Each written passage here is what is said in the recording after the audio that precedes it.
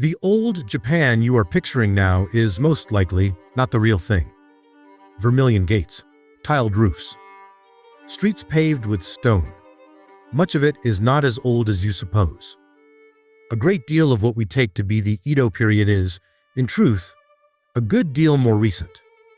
So where, then, is the real old Japan?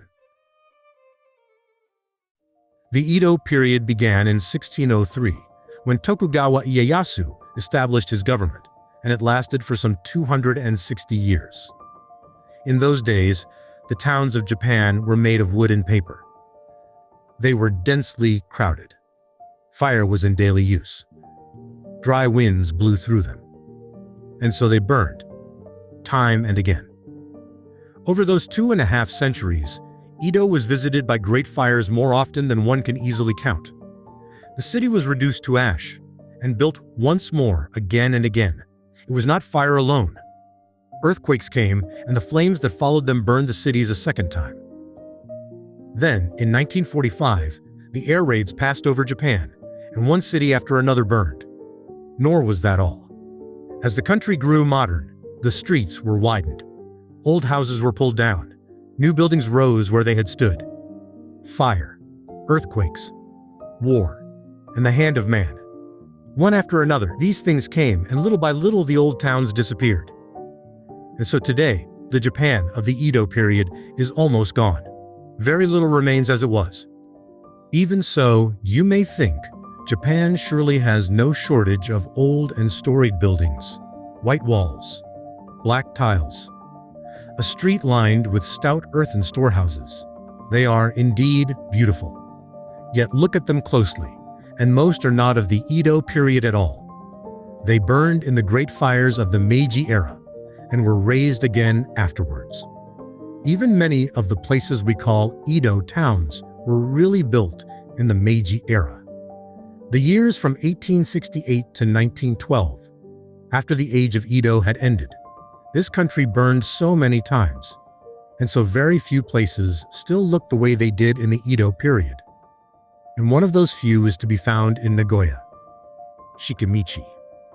The story of this street begins when an entire city was moved. The year is 1610. Owari, a great province lying between Edo and Kyoto. Its center had been a town called Kiyosu, but Kiyosu was no longer thought to be the right place, and so the whole center was moved to Nagoya. Samurai, townsfolk, temples, shrines, all of it carried away to a new place. This was a huge project, known as the Kiyosu Goshi, the move from Kiyosu. For this, they dug a single river to carry the trade. This was the Horikawa. Merchant houses stood along its banks. Their fronts faced the water, and the storehouses that held their goods were built behind. And that ground behind is Shikemichi, the shop toward the river, the storehouse at the back. This is how the street came to be, a street where the storehouses stand in one long line. There is one thing worth noticing about this street. For its time, this road is very wide. Along its eastern side runs a low stone wall with white storehouses set in a row on top, one after another. Why was it built this way? The year is 1700. A great fire passed through this district. It is said that more than 1,600 houses were lost.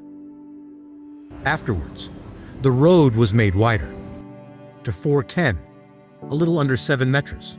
A ken was an old unit of length, about 1.8 meters. This was to stop the fire from jumping across. 4 ken. In Japanese, shiken. That is how the street got its name, Shikemichi. On top of the stone wall, the storehouses were lined up close together, side by side. Their thick walls were covered in white plaster, which does not burn easily, so fire could not pass between them. A town, in short, built to stand against fire.